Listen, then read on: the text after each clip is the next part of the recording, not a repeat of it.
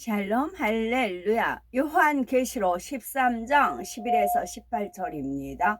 내가 봄에 또 다른 짐승이 땅에서 올라오니 어린 양같이 두 뿔이 있고 용처럼 말을 하더라. 그가 먼저 나온 짐승의 모든 권세를 그 앞에서 행하고 땅과 땅에 사는 자들을 처음 짐승에게 경배하게 하니 곧 죽게 되었던 상처가 나은 자니라. 큰 이적을 행하되 심지어 사람들 앞에서 불이 하늘로부터 땅에 내려오게 하고 짐승 앞에서 받은 바 이적을 행함으로 땅에 거하는 자들을 미혹하며 땅에 거하는 자들에게 이르기를 칼에 상하였다가 살아난 짐승을 위하여 우상을 만들라 하더라. 그가 권세를 받아 그 짐승의 우상에게 생기를 주어 그 짐승의 우상으로 말하게 하고 또 짐승의 우상에게 경배하지 아니하는 자는 몇이든지 다 죽이게 하더라. 그가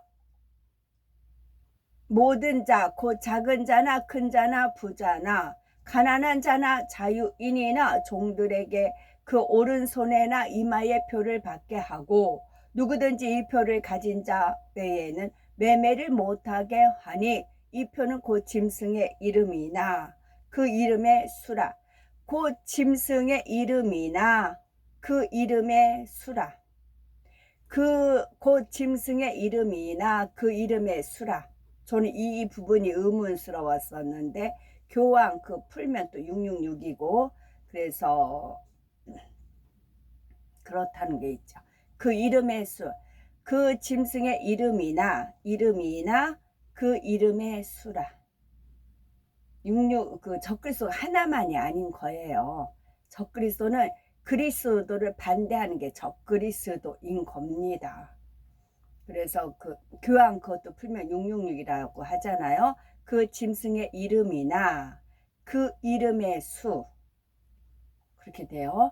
지혜가 여기 있으니 총명한 자는 그 짐승의 수를 세어보라. 그것은 사람의 수니 그의 수는 666이니라. 666 거꾸로 하면 9999예요. 999 은하철도. 우리가 천국에 가면 은하철도를 탑니다. 천국에도 기차가 있어요. 기차가 슉 하늘로 날아다니는 기차도 있고 말 그대로 999 은하철도도 있어요. 제가 2025를 7회다 2025니까 9더라고요. 그게 9더라고요. 그럼 63빌딩 더하기 9, 63년생 9, 63살 9. 근데 나이가 몇 살이야 물어보면 만으로 계산하기도 하고 뭐로 계산하고 그러잖아요. 그래서 저는 띠를 물어봐요. 띠로 물어보면 정확히 나이가 나와요. 계산이 나와요. 띠를 자축이면 진사오미 그걸로 하면은 나이가 정확히 나옵니다. 그래서 제도가 바뀌어 가지고 나이가 또 뭐 한 살이 줄었느니 뭐 그렇게 하잖아요. 그러니까 하나님께서 이런 제도는 얼마든지 사람이 바꿀 수가 있는 겁니다. 그래서 하나님께서는 해와 달을 둠으로써 연시와 징조와 그 연한 그런 것을 정하셨잖아요. 사인을 하게끔 하셨잖아요. 그래서 저는 토끼띠의 63년생에 63살에 63빌딩에 2025년에 그때가 주님 오신다는 것이 아니고 그렇게 이제 하나님께서 암시를 주신 거죠. 암시를 받다 보면 하나님의 이제 그림자 퍼즐이 이제 드러나는 것입니다. 그래서 아무리 제도를 바꿔치기 해도 하나님의 고정시킨 진리가 있는 겁니다. 요한계시록 강의 52번째 짐승입니다. 계시록 13장에서는 짐승이 등장하고 있습니다. 이는 실제로 어떤 짐승을 가리키는 것이 아닙니다. 상징적인 의미로 사용되었지요. 이 짐승은 7년 환란 중에 이 세상의 권세를 잡고 주관해 가는 세력입니다. 하나님을 대적하는 세력으로서 결국 적그리스도의 세력이지요. 만약에 이 지극히 주님이 오시기 직전에 제가 그 누차 말씀을 드렸죠. 주님이 부활했을 때 첫 대면한 여인이 막달라 마리아였어요. 많은 사람 중에도 주님 막달라 마리아한테 이제 보이셨잖아요. 그러면 주님이 강림하실 때 재림 말고 강림이에요. 재림은 주님께서 이 땅에다 발을 디디는 게 재림이고, 강림은 하늘로 쫓아오는 겁니다. 공중에서. 그랬을 때 누군가는 깨어 있어서 막달라 마리아 같이 맞이할 사람 있어야 되는 겁니다. 그 타이밍이 딱 맞춰야 되는 거지요. 그렇게 준비를 하시는 것이고, 만약에 이제 이 마지막 때 적그리스도가 등장하고 이런 여러 가지 이제 마치 소돔과 고모다 멸망했던 당시와 노아 시대 홍수를 멸망했던 그 당시와에도 사람이 살았잖아요. 그때는 노아가 은혜를 입었더라 했습니다. 그런 식으로 이 마지막 때는 은혜를 입어서 이 마지막을 피부로 느끼면서 기록할 수 있고, 그런 사람 가서 감당할 사람 손들어라 했을 때 누가 손을 들겠느냐는 얘기죠. 저는 능히 감당할 수 있습니다. 적격이다. 가서 그 마지막 시대를 피부로 느껴서 감당하고 오너라 했을 때 누구를 시키겠냐는 얘기죠. 현재 우리가 현존하는 이 세대에 태어난 우리가 지금 현재 감당을 해야 된다는 거지요. 이것을 넉넉히 이겨낼 수 있어야 되는 것이죠. 말씀이 있고 기도가 있기 때문에 가능한 겁니다. 저도 25년 전 이 시대까지 갈 줄은 몰랐어요. 이 막바지까지 갈 줄은 몰랐죠. 그러나 한 걸음 한 걸음 내 디딜을 때마다 진짜 살얼음판, 지뢰밭이라고 했어요. 지뢰밭. 어디서 지뢰가 팡팡 터질지 모르는 지뢰밭이고 살얼음판이라고 했거든요. 마지막 때는 살얼음판이고 지뢰밭이다. 거기를 살얼음판을 가야 되는 것이고 지뢰밭을 가야 되는 것이고, 그렇게 알려주셨는데 지금 현재 상황이 그렇게 돌아간다는 것이죠. 그래서 믿음의 선진들하고 모든 사람들이 우리를 부러워합니다. 이 마지막 때 주자를 부러워합니다. 최선을 다해서 뛰고 또한 이기는 그런 승자가 됐을 때 그 영광이 어마어마한 것입니다. 그래서 한쪽 편을 비워놓고 기다리고 계신 거죠. 새 예루살렘, 우편은 주님이십니다. 좌편은 성령 편이고요. 누가 들어올 것이냐, 누가 마라톤이 경기에서 누가 들어오는 거냐, 누가 1등, 2등, 3등으로 골인해서 들어오느냐, 들어온 사람들한테 월계수간을 주시잖아요. 그래서 박수를 치면서 응원을 하면서 기다리고 있는 것입니다. 지금 그래서 제가 완전히 그 코너에 몰리고 우리가 휴거되지 않을 수밖에 없는 상황이 몰아간다고, 악의 세력이 막 악의 세력들이 우리 코너를 몰리잖아요. 그럼 이제 막바지 절벽이에요. 절벽에서 뛰어내려야 돼요. 타협을 안 하려면 그들이 몰아간단 말이죠. 주님도 이렇게 절벽으로 이렇게 해서 죽이려고 몰아갔잖아. 그때 주님 유유히 이제 그 자리를 피했던 그런 장면이 있듯이, 그랬을 때 날개가 커다란 날개 가진 독수리가 온다고 했어. 그래서 독수리가 우리를 탁 태워서 낚아채서 올라간다 그랬거든요. 그리고 해와 달 동화에서도 마찬가지로 그 남매가 이제 하나님 앞에 빌잖아요. 그때 이제 동아줄이 내려오는데 호랑이가 나무 밑에 있지 않다고 그랬어요. 나무 밑에 있지 않고 바짝 나무 타고 같이 올라와요. 진짜 손만 뻗으면, 호랑이가 손만 뻗으면 그 자매를 잡을 수 있을 그 지경까지 간다고 했거든요. 그리고 그 다음에 사운드 오브 뮤직에 그 오스트리아 이제 그 독일 나치군이 그 무대에 같이 있잖아요. 그 연극이 그 노래 그 발표가 끝나면 잡아가려고 그 경찰관들이 무대 앞에 마주하고 있잖아요. 아직 대기하고 있잖아요. 그들 보는 편에서 뒤편으로 빠져서 올라가잖아요. 도망을 가잖아요. 항상 영화도 마찬가지예요. 아슬아슬했을 때 긴장감이 있고 더 재미있고 그렇게 되는 거잖아요. 그 다음이 궁금해지고 그런 거잖아요. 또 끝나고 영화 끝나고 뭐 한숨을 쉰다거나 아우 너무 재밌었어 라든가 하는 거잖아요. 이 마지막 때도 그렇다고요. 이 마지막 때도 그러니까 이제 이게 그 영화가 긴박함이 있으면 우리가 마음을 놓는 게 아니라 막 긴장감을 가지고 뭐 저 주인공이 살아나야 되는데 그런 마음으로 이제 보잖아요. 천상에서는 그와 같아요. 우리가 이제 그런데 무의미하게 사는 것이 아니라 긴장감을 가지고 살면 이것이 이제 더 피부로 느껴지고 우리 것이 되는 겁니다. 영원히 누구도 뺏어갈 수 없는 우리의 자산이 되는 겁니다. 천국에 이 대화가 이 상황이 일어나는 것을 영원히 들려주고 얘기해주고 우리만이 감당할 수가 있어요. 다니엘 시대는 다니엘이 감당을 했고 노아 시대 노아가 감당을 했고 다윗 시대는 다윗이 감당을 했어요. 그래서 그 누구도 침범할 수 없는 그들만의 세계가 있잖아요. 우리 또한 마찬가지입니다. 우리 또한 이것을 귀하게 여기고 영으로 온영으로 읽어서 천국에 가서 세세토록 하나님께 영광을 돌리고 믿음의 선진들과 서로가 대화를 나눌 수 있는 그런 자료가 되는 것입니다. 오늘날은 사실 컴퓨터의 도움 없이는 거의 아무것도 할 수 없다고 해도 될 만큼 컴퓨터는 사람들의 삶 깊숙이 들어와 있습니다. 인간의 삶을 지배해가고 있다고 해도 과언이 아니지요. 장차 7년 환란 중에는 지금과도 비교할 수 없을 만큼 더 뛰어나고 엄청난 능력을 가진 컴퓨터가 등장합니다.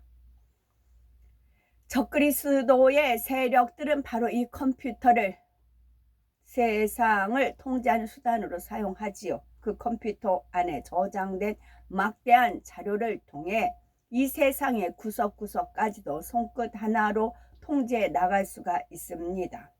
사람들의 일거수일투족을 감시할 수도 있고 전기와 수도와 식료품까지도 자기들이 원하는 대로 통제하며 분배하지요. 그러니 이 세상에 살아가고 있는 사람들은 어쩔 수 없이 짐승의 말에 따라야 하고 그들의 정책을 지지해야 합니다. 이때 주를 믿는 사람들은 짐승을 따르는 것이 곧 주님을 배반하는 것임을 알기에 어떻게든 그들에게 굴복하지 않으려 하지요.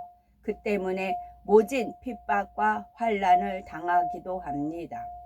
짐승은 자기들을 대적하는 사람들을 색출하며 자기들에게 협조하지 않는 사람들에게 엄청난 불이익과 생명의 위협을 가합니다. 이것을 이겨내고 승리하는 사람도 있지만 끝내 굴복하고 마는 사람도 있지요. 이처럼 혼란스럽고 공포적인 상황이 펼쳐지는 가운데 이전과는 다른 또 하나의 짐승이 땅에서 올라옵니다. 요한계시록 13장 11절에 내가 봄에 또 다른 짐승이 땅에서 올라오니 새끼 양같이 두 뿔이 있고 용처럼 말하더라. 짐승은 세상을 주관해 가는 세력으로서 하나님을 대적하는 세력입니다. 이들은 특정 종교 세력과 교묘히 연합하여 세상 사람들을 미혹하고 더 나아가 주를 믿는 사람들도 미혹하지요. 적그리스도의 세력이 권세를 잡기 위해서는 이처럼 돕는 세력이 있어야 하는 것입니다. 적그리스도의 세력이 세상의 권세를 잡아가게 될 때는 사실 그들을 견제하는 세력들도 있습니다.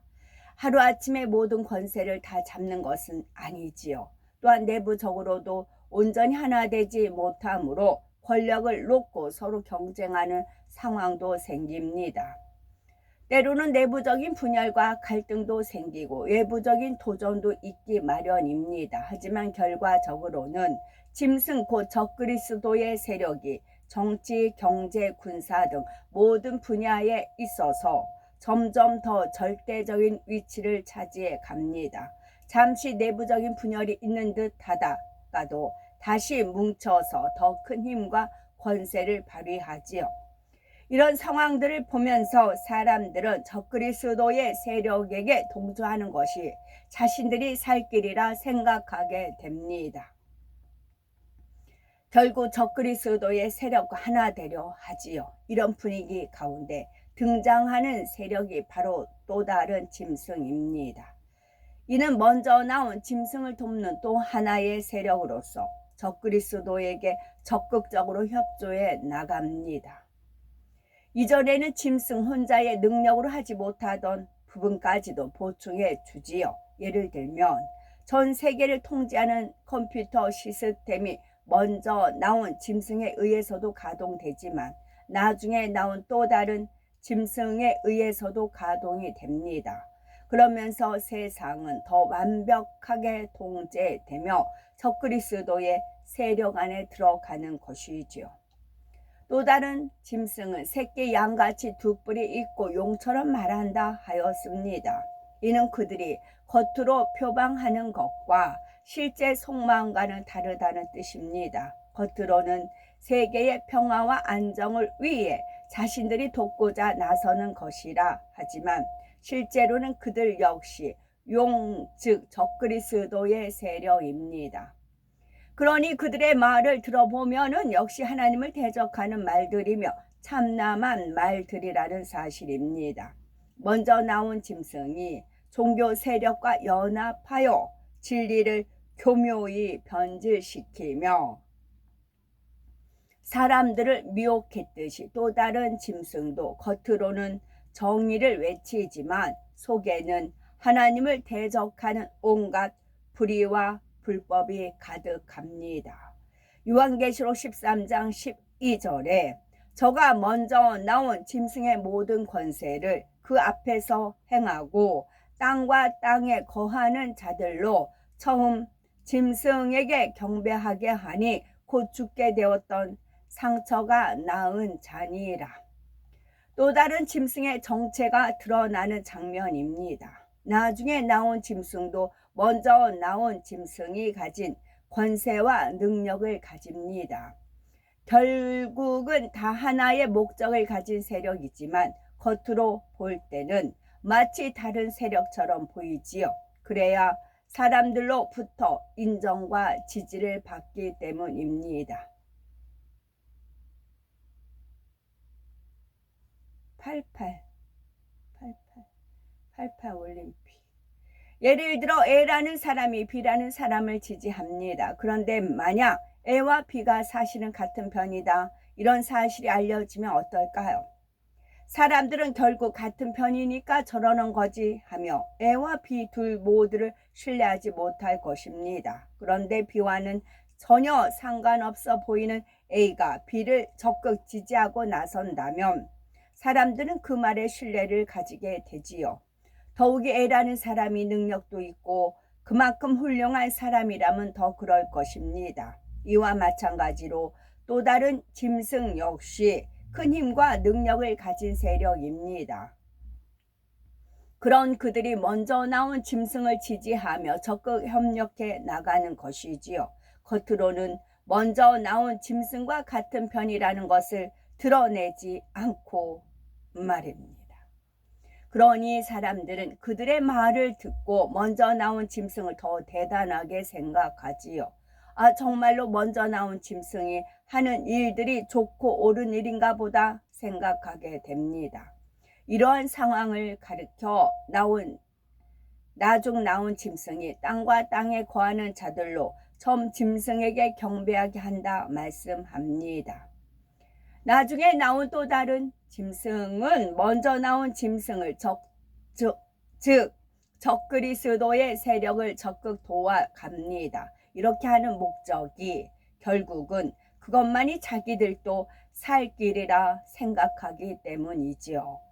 먼저 나온 짐승과 연합하여 하나 될 때만이 함께 절대적인 권세와 힘을 누리며 세상을 지배해 나갈 수가 있기 때문입니다. 그래야만 자신들에게도 유익이 돌아오는 것이지요. 교회도 세습하는 이유가 뭐예요?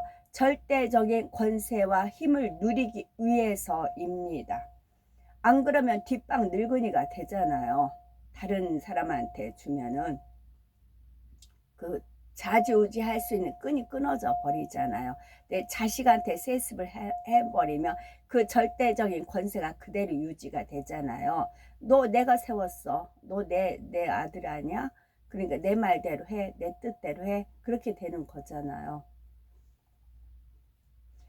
이게 그리고 이제 계속 그렇게 이제 세습 공부를 시켜서 되면은 이 성도들도 의뢰이 그런 줄 알아요.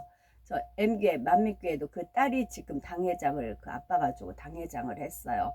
거기에 이 일을 달 사람이 아무도 없어요. 이 일을 달 사람이 아무도 없어요. 왜냐하면 그렇게 키웠어요. 그 후임자로 키웠어요. 계속 후임자로 키웠기 때문에 당연히 이제 미쓰고 지금 40이나 됐나? 미쓰고 근데 물론 이제 교회가 짜부러들긴 했지만 짜부러들지 않아도 마찬가지예요. 그 수많은 그런 이제 뭐 있다고 하더라도 그 딸이 그것도 딸이 셋인데 막내 딸이 이제 당회장을 아빠 목을 이제 세습을 한 건데요. 토달 사람 아무도 없어요. 당연하게 여겨요. 왜냐하면 그만큼 지적 능력인가 모든 걸 다 갖추기도 했기 때문에 그렇게 돼요. 교회 세습도 그렇잖아요. 저쪽 광림? 광림도 거기서부터 세습이 됐죠. 거기를 갔어요. 헤브라님 계실 때였어요. 헤브라님 계실 때 왜 세습을 하는지 그걸 제가 한눈에 볼 수 있는 그런 이제 하나님께서 이렇게 찬스를 만들으신 거지요. 그 이제 그 원로 목사죠. 그 와이프가 나왔어요. 드레스 이렇게 입고 나왔어요.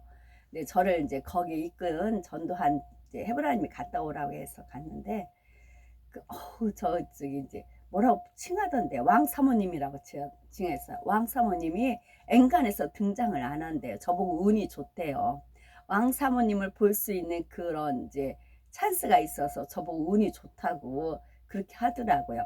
그 권위 어마어마합니다. 그 왕 사모님 권위가. 그래서 헤브라님 이렇게 갔다 왔다는 그런 이제 말씀을 드린 적이 있어요. 세습이 왜 그렇게 될까요? 권세와 힘을 누리려고 이 땅에서. 그럼 천국에 주어질까요? 빵이죠. 이 땅에서 누렸잖아요. 먼저 나온 짐승과 또 다른 짐승은 서로 간에 협력하며 더 큰 힘과 권세를 갖게 됩니다. 이제 사람들은 이 두 짐승에게 미혹되어 그들을 지지하고 심지어 사랑하게 되지요. 그래서 저 이렇게 혹독한 훈련을 시킨 연유도 그거라는 거죠.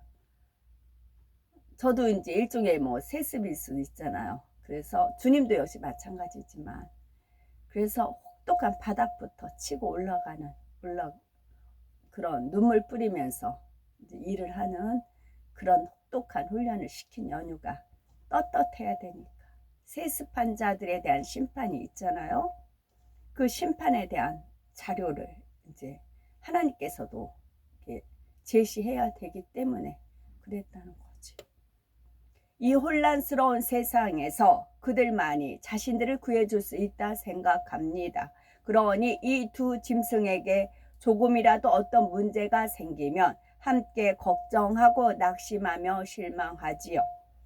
그러다가 다시 문제가 해결되고 힘을 얻으면 사람들은 이전보다 더 그들을 따르고 지지합니다. 이런 모습은 질련 환란의 막바지로 갈수록 더 심해지지요.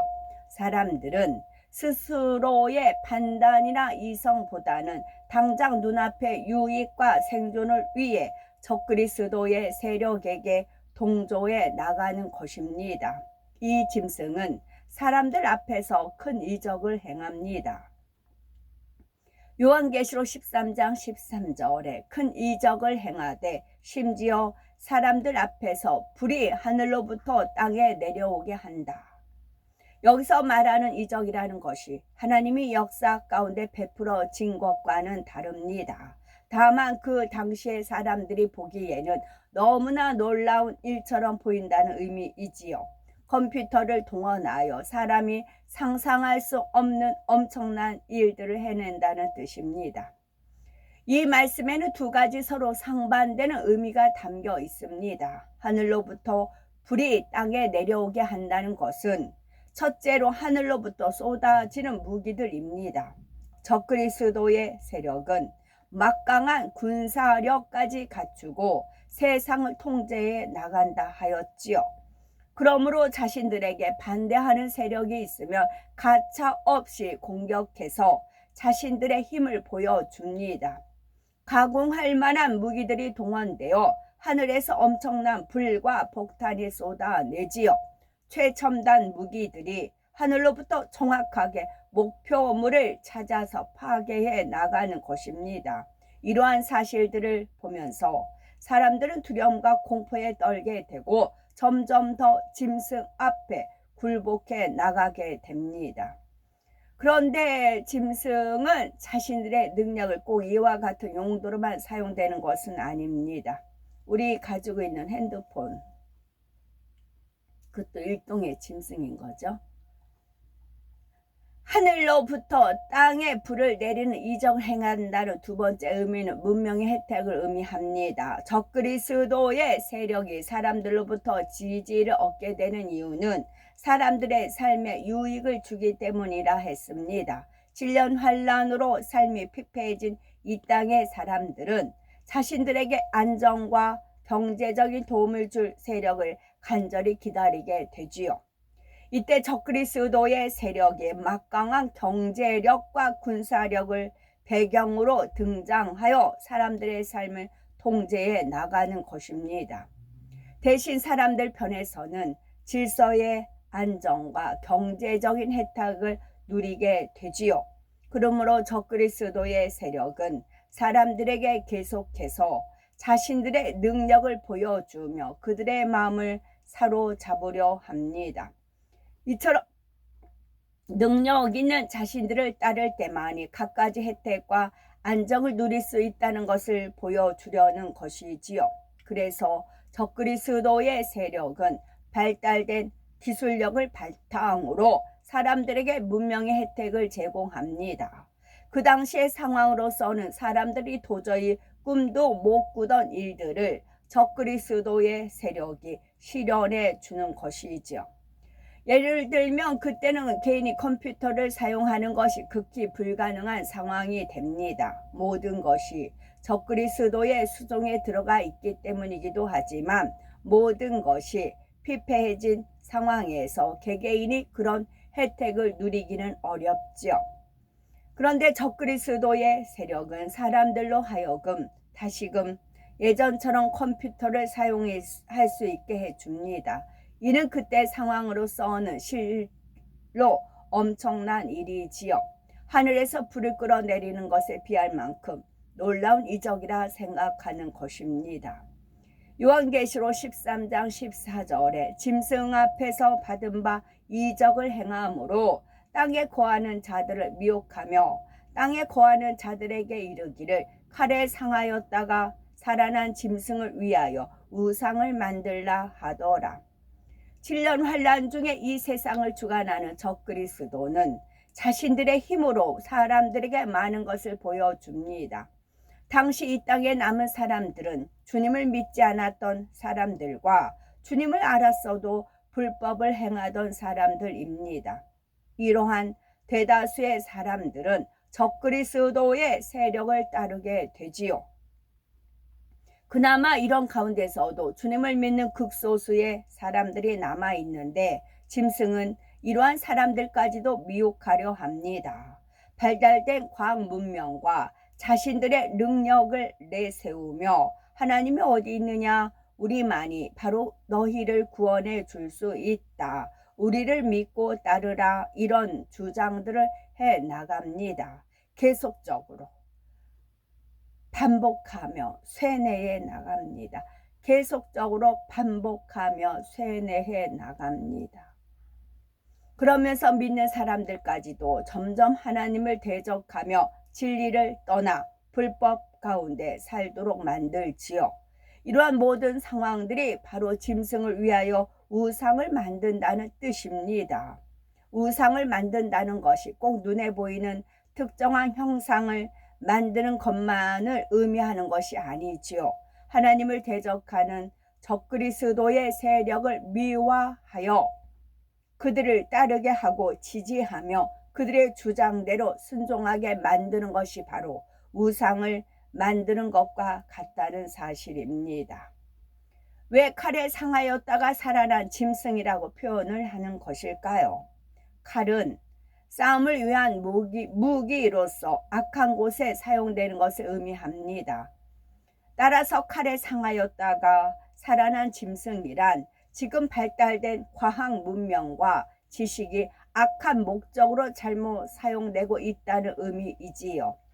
짐승은 자신이 가지고 있는 능력을 자신을 반대하는 사람들을 핍박하며 죽이는 데에 악한 목적으로 사용하고 있는 것입니다.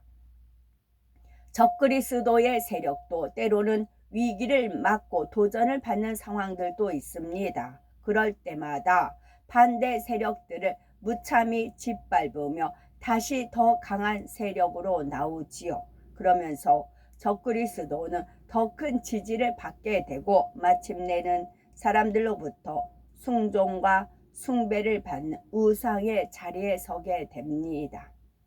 요한계시록 13장 15절에 저가 권세를 받아 그 짐승의 우상에게 생기를 주어 그 짐승의 우상으로 말하게 하고 또 짐승의 우상에게 경배하지 아니하는 자는 몇이든지 다 죽이게 하더라.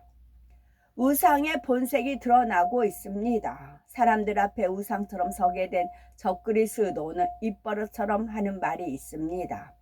세계는 하나다, 세계는 하나다 라는 것이죠. 이런 표를 내세우며 결속과 단합을 강조해 나갑니다. 이처럼 하나 되기 위해서 필요한 여러 가지 방법들을 제시해 나갑니다. 이것은 말로만 끝나지 않습니다. 그들에게는 그만한 힘과 권세가 있습니다. 우상에게 생기를 주었다는 것이 이처럼 그들에게 막강한 힘과 권세가 주어지게 된다는 의미입니다. 이런 가운데서도 적그리스도의 주장에 반대하는 세력도 있습니다. 자기 유익에 맞지 않기 때문에 반발하는 세력들도 있지만 주로 주님을 믿는 사람들이 반대하게 되지요. 그러면 적그리스도의 세력은 세계의 매스컴과 홍보 수단을 동원하여 자신들을 반대하는 세력을 궁지로 몰아갑니다. 우리는 세계의 평화와 안정을 위한다. 환경의 회복과 더 많은 문명의 혜택을 우리는 최선을 다하고 있다. 이러한 우리에게 반대하는 것은 결국 전 세계가 하나 되려는 노력을 방해하는 것이다. 세계 모든 사람들을 반대하는 행위다. 이렇게 선전해 나가는 것입니다. 그리고 반대하는 세력들이 하는 행동은 모두가 테러와 같은 위협으로 간주하지요. 이러한 주장이 통한다는 사실입니다. 사람들은 정말로 적그리스도에 반대하는 세력들은 세계 평화와 안정을 위협하는 세력으로 간주합니다. 적그리스도의 세력은 바로 이러한 지지를 얻기 때문에 자기들에게 반대하는 사람들을 핍박하고 죽일 수가 있는 것입니다. 이때 믿는 자들에 대한 더 혹독한 박해와 순교가 일어납니다. 적그리스도의 세력들은 자신들의 목적을 이루기 위해 아주 치밀한 수단을 동원합니다. 요한계시록 13장 16에서 18절에 저가 모든 자 곧 작은 자나 큰 자나 부자나 빈궁한 자나 자유한 자나 종들과 그 오른손에나 이마에 표를 받게 하고 누구든지 이 표를 가진 자 외에는 매매를 못하게 하니 이 표는 곧 짐승의 이름이나 그 이름의 수라. 지혜가 여기 있으니 총명 있는 자는 그 짐승의 수를 세어보라. 그 수는 사람의 수니 666이니라. 이 666표에 대해서는 기독교인이든 아니든 대다수 사람들이 아마 한 번 이상을 들었을 겁니다. 오늘날 이에 대한 논란도 많지요. 거기에서 미래에 다가올 이 666표 사건에 대해 이 666표는 이미 우리들의 삶 속 깊은 곳까지 파고들어야 했다는 사실입니다. 오맨이라는 영화를 보면 그 오맨이라는 영화 여학교 다닐 때 단체 관련해서 오맨 영화를 봤었거든요. 그 영화를 보면 그 머리를 이렇게 헤치면 그 머리에 666이라 이렇게 표시가 되어 있어요. 아라비아 숫자가 아니고 그 무슨 숫자로 이렇게 666 그 표시가 되어 있어요. 아라비아 숫자였나? 그게 표가 되어 있어 그 머리에.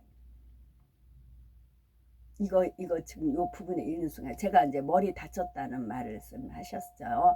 남편이 이제 대박으로 진짜 이유도 없이 뭐 싸우거나 그런 것도 아닙니다. 근데 주방에서 이렇게 나가는데 제 뒤에서 뭐가 탁 터졌어. 이렇게 던졌어요. 던져서 이제 머리가 터졌죠. 근데 그게 대박이었어요. 대박으로 자기 엄마가 쓴 대박이래요. 그래서 그걸로 던진 겁니다. 던졌어요. 그리고 이제 병원을 가야 하잖아요. 가렸을 때 아버지 하나님 대접받고자 하는데도 대접을 하라. 이 말씀을 떠올려 주십니다. 네가 어떤 대접을 받고 싶으냐. 그러면 상대에게 그렇게 대접을 하라. 그러신 겁니다. 그래서 제가 사랑한다고 고백을 한 겁니다. 오히려. 그리고 이제 머리가 이제 대박에 맞아서 지금도 흉이 있습니다. 그 부분은 당연히 머리가 안 자랍니다. 흉이 있으니까. 그러면 우리가 숨이 끊어질 때는 코로 숨이 들어가서 이제 코로 이제 숨이 나가잖아요. 영이 빠져나가잖아요. 죽었을 때는 숨이 코로 나갑니다. 근데 우리가 살아있는 상황에서 휴거가 될 때는 코로 빠져나가는 게 아니고 처음에 아가가 태어날 때 머리로 숨을 쉬잖아요. 근데 어느덧 그 숨구멍이 막히잖아요. 그리고 나서 이제 배로 숨을 쉰단 말이죠. 그러면 머리의 숨구멍을 열고 닫고 하는 분은 누구예요? 하나님이시죠. 하나님만이 하실 수 있어요. 그리고 우리가 휴거된 그 이제 부활체는 생식기가 닫힙니다. 생식기가 닫히거든요. 생식기가 닫히는 대신에 숨구멍이 열립니다. 머리에 그래서 거기로 이제 영체가 빠져나가는 것이죠. 호련히 변화가 되는 것입니다. 그걸 전에도 제가 하나님께서 일러주셔서 말씀드렸는데 이거 666 읽으면서 이제 그 오멘에 나왔던 머리와 제 머리 상처 그것도 이제 사인이라고 하셨거든요. 제 몸에 곳곳에 사인이 있어요. 제 피부는 케로이드 피부라 뭐 이렇게 상처가 나면 흉이 바깥으로 도드러져요. 피부 바깥으로 도드러집니다. 그래서 확연해요. 저는 그래서 온몸에 흉이 많은데 그 흉마다 다 사인이라고요. 다 흉마다 하나님께서 사인을 하신 거였다는 거지요. 그래서 그렇다는 거죠. 어느 날 갑자기 등장하는 것이 아니라 서서히 침투하여 나중에 사람들이 정신을 차렸을 때는 이미 그 영향력에서 벗어날 수가 없을 만큼 깊숙이 빠져들어 있는 상황이 되는 것입니다. 본문에 보면은 모든 자 곧 빈부와 지구의 고와 권세의 유무를 막론하고 모든 사람에게 표를 받게 한다 했습니다. 이 표는 짐승의 이름이나 그 이름의 수라 했고 666이라 했습니다. 이 표를 받지 않는 사람 우선 매매 즉 사고 파는 것을 할 수가 없습니다. 대표적으로 매매를 언급한 것이지만 이 표를 받지 않으면 매매를 비롯하여 모든 경제 활동과 사회 활동까지도 제약을 받게 되지요. 우리가 한번 상상력을 동원해서 한 달 동안만이라도 매매를 전혀 할 수 없다고 생각해 보십시오. 먹는 것, 입는 것을 비롯하여 심지어 몸을 씻는 것까지도 삶을 유지하기 위한 가장 기본적인 것을 포함해서 그 어떤 것도 할 수가 없을 것입니다. 교통수단도 이용할 수가 없고 세상 사람들이라면 아파도 병원이나 약국에 갈 수가 없습니다. 어떤 복지 혜택이나 문명의 혜택도 누릴 수가 없고 그야말로 정상적인 삶이 불가능해집니다. 더구나 적그리스도 치하에서라면 이 표가 없이는 사람으로서 누릴 수 있는 최소한의 것도 누릴 수가 없습니다. 이 표가 있는 사람만이 적그리스도의 치하의 시민으로 인정받지요. 그러니 표를 받지 않은 사람은 사회적인 삶 자체를 포기해야 합니다. 설령 나는 그 모든 것을 감수하고서라도 이 표를 안 받겠다는 사람이 있다 해도 적그리스도가 그를 가만두지를 않습니다. 계속해서 표를 받도록 위협과 압박을 가하다가 그래도 말을 듣지 않으면 결국 체포하여 고문하고 죽이기까지 합니다. 과연 이 짐승의 표는 무엇일까요? 이에 대해서는 많은 논란이 있습니다. 가장 대표적으로 알려져 있는 표가 오늘날 모든 상품에 찍히는 바코드라는 의견이 있지요. 물론 이런 의견에 반대하고 본문에서 말씀하는 표라는 것이 단순히 상징적인 의미라고 주장하는 사람도 있습니다. 실제로 어떤 표를 받는 것이 아니라 적그리스도에게 동조한다는 자체가 이미 표를 받았다는 의미라고 말하는 것이지요. 그러나 우리가 지금까지 7년 환란과 적그리스도의 정권 장악 과정에 대해서 떠올려 보면 이것이 단순히 상징적인 의미만은 아님을 알 수가 있습니다. 이 표는 분명히 매매를 통제하는 수단이고 이것은 실제를 가진 표가 될 수가 있는 것이지요. 바코드라는 것은 줄무늬 형태의 표를 통해서 어떤 정보를 저장하기 위한 수단입니다. 우리가 상점에서 물건을 살 때 물건에 찍혀있는 이 바코드 부분을 계산대에 인식기계에 가져다 대면 삑 소리가 나면서 화면에 정보가 뜨지요. 이 바코드는 사람이 얼핏 보기에는 가느다란 줄무늬 나열해 놓은 것에 불과합니다. 그러나 컴퓨터가 이것을 인식할 때는 다릅니다. 각각의 막대의 길이와 굵기에 따라 두 개씩의 줄이 짝을 이루며 하나의 숫자를 나타내지요. 이 숫자의 조합을 통해서 그 상품의 생산 및 가격 등에 대한 정보를 나타냅니다. 이 바코드를 자세히 보면 다른 막대기보다 긴 세 쌍의 막대기가 있습니다. 바코드의 제일 앞에, 중간, 제일 뒤에 있지요. 이는 컴퓨터가 바코드를 식별할 때 처음 시작점과 중간, 마지막을 표시하기 위한 것으로서 같은 모양의 막대기가 3번 나옵니다. 이 같은 모양의 막대기가 상징하는 숫자가 바로 6입니다. 모든 바코드에는 이 6을 상징하는 막대기가 3번씩 들어갑니다. 그래서 이러한 사실을 근거로 사람들은 이 바코드를 666이라 부르는 것이지요. 그러면 바코드를 개발하는 사람들이 바코드 식별의 기준이 되는 숫자를 왜 6이라는 숫자를 쓰는 걸까요? 이는 기술상의 이유라고 말합니다. 컴퓨터가 바코드 정보를 처리할 때의 오류가 가장 적게 나오는 이상적인 숫자가 6이기 때문이라는 것입니다. 그 이유가 어쨌든 간에 결과적으로는 바코드라는 시스템 자체에는 6이라는 숫자가 3번 들어가게 됩니다. 이것을 성경에 기록된 내용과 전혀 상관없이 단순히 우연이라고만 할 수가 있을까요? 오늘날은 이 바코드를 통해서 세상에 유통되는 거의 모든 물건들이 통제될 수가 있습니다. 어떤 물건이 어디로 가서 언제 팔리는지, 얼마나 잘 팔리는지, 재고는 얼마나 있는지 등 이런 것을 알 수가 있습니다. 상품이 판독기를 지나가게 되면 순식간에 그 상품의 정보가 읽혀지고 컴퓨터에 입력이 되는 것입니다. 이것은 일명 포스 시스템이라고 하지요. 이렇게 바코드가 널리 사용되고 그 편리성이 인식되면서 사람들은 한 가지 가능성을 생각하게 됩니다. 사람의 몸에 바코드를 새겨 넣을 수 있다면 얼마나 편리할까 하는 것이지요. 바코드 안에 그 사람에 대한 신상 정보를 비롯하여 갖가지 정보를 넣어서 신체 일부분에게 바코드를 새겨 넣는다는 말입니다.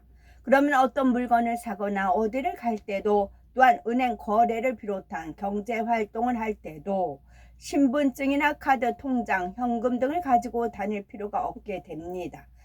판독기에 바코드가 찍힌 부분만 갖다 대면 자동으로 다 처리가 되는 것이지요. 사람들은 이런 편리한 시스템을 실용화하기 위해서 계속적으로 연구합니다. 그리고 마침내는 바코드보다 더욱 발전되는 형태의 새로운 모델이 나오지요. 그것은 바로 인체 속에 아예 넣을 수 있는 칩과 같은 형태인 것입니다. 예를 들면 길이가 1cm도 안 되는 가느다란 캡슐 형태의 것이 있습니다. 이것을 주사기로 사람의 몸에 넣을 수가 있지요. 이 작은 칩 안에는 정보 기억 장치와 안테나, 전지 등의 여러 장치가 있습니다. 정보 기억 장치라는 것은 그 사람에 대한 정보를 담고 있는 것이지요. 그 정보를 통해서 이 사람이 어떤 사람인지, 지금 어떤 병을 앓고 있는지, 현재 몸 상태는 어떤지 등까지 알 수가 있습니다. 또 안테나는 그 정보 기억 장치에 들어있는 정보를 외부의 기계로 보내기 위한 것이지요. 여기다가 칩을 작동시키기 위한 전지도 넣는데, 놀랍게도 이 전지는 생물체의 몸 안에서 자체적으로 에너지를 충전한다고 합니다. 이런 것이 이미 개발되어 있을 뿐만 아니라 오늘날 실제로 쓰고 있다는 사실입니다. 아직은 주로 의료용이나 군사적인 목적으로 쓰이지요. 예를 들어 치매 환자의 몸에 이 칩을 넣어두면 환자가 집을 나가 길을 잃거나 어려움을 당하는 것을 방지할 수가 있습니다. 또한 특별한 병을 앓고 있거나 특이 체질인 사람이 사고를 당했을 때 이런 환자에게는 조치를 잘못하면 도리어 위험이 될 수 있습니다. 이와 같은 경우에 몸에 내장된 칩이 있으면 큰 도움이 되는 것이지요. 벌써 이러한 칩을 상품화하여 판매하는 회사도 있고 실제로 몸에 넣은 사람들도 있습니다. 일반적으로 사람들은 자신의 몸에 어떤 이물질을 집어넣는다는 것에 대해 거부감이 있기 마련입니다. 그러나 이렇게 몸에 칩을 넣는 것이 얼마나 유용하고 편리한지를 계속해서 듣게 되면 점차 생각이 달라지기 시작합니다. 꼭 칩을 몸에 넣는 것이 아니라 해도 신체의 특정 부분에 간단히 부착만 하면 너무나 편리해질 수 있는 방법들이 있습니다. 신분증이나 지갑을 가지고 다닐 필요가 없으니 분실의 염려도 없고 너무나 편리합니다. 택시나 버스에 지갑을 두고 내리거나 도둑 맞을 걱정을 할 필요가 없는 거지요. 이런 방법을 흉악한 범죄자들을 단속하는 데에도 적용한다고 하죠. 늘 경계해야 할 필요가 있는 강력 범죄 경력자들에게 이런 칩과 같은 장치를 적용해서 일일이 그들의 소재를 파악한다는 것입니다. 이러한 유용성을 들면서 칩이나 바코드를 인체에 장착하는 것을 적극적으로 주장하는 사람들이 나옵니다. 그리고 갈수록 이런 주장이 설득력을 얻게 되지요. 여기다가 요즘 사람들은 자신의 건강이나 안위를 최우선으로 생각하는 경향이 점점 더해 가고 있습니다. 이런 사람들에게 몸에 칩을 넣었을 때 얻게 될 유익이나 편리성을 계속 강조하면 귀가 쏠깃해질 수밖에 없습니다. 당장 질병에 걸려있지 않다 해도 이런 표나 칩을 지니고 있으면 응급사태에 큰 도움이 되기 때문이지요. 칩 안에 들어있는 정보를 통해 병원에서 검사하는 시간이나 오진의 가능성을 줄이고 즉각적인 치료를 할 수가 있으니까 말입니다. 이런 식으로 좋은 점들을 계속 듣다 보면 사람들은 거부감을 조금씩 떨쳐버리게 됩니다. 거부감을, 우리는 사람 몸에 문신한 사람들 보면 거부감을 느끼잖아요. 근데 그들은 자기 몸을 예쁘게 그림을 그렸다, 장식했다라고 생각을 한다고요. 그리고 몸에 예쁘게 남들이 안 하는 걸 자기들은 했다, 유행을 따라가고 있다, 그렇게 생각한다. 더욱이 장차 적그리스도가 지배하는 7년 환란 중에는 이런 유익함을 둘째 치고라도 이 표를 받지 않으면 생활 자체가 안 됩니다. 결국 사람들은 대부분 이 표를 받게 되는 것이지요. 물론 표라는 것이 꼭 바코드 형태나 어떤 칩의 형태라는 뜻은 아닙니다. 다른 어떤 새로운 형태의 것이 나올 수도 있고 더 획기적인 방법이 나올 수도 있는 것입니다. 형태와 방식은 어찌 되었든 그 근본은 결국 666 짐승의 표라는 사실입니다. 이 666 짐승의 표가 뒤집으면 99입니다. 아멘. 여기까지 읽겠습니다. 아멘.